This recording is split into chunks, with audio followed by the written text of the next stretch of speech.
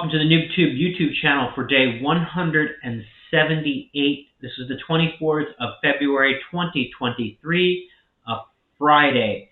So I started the day, exercised 45 minutes on the treadmill with a 6-minute jog, and I worked on books, I worked on Remote Wellness Academy, I worked on insurance, and I had a solar consultant interview yesterday.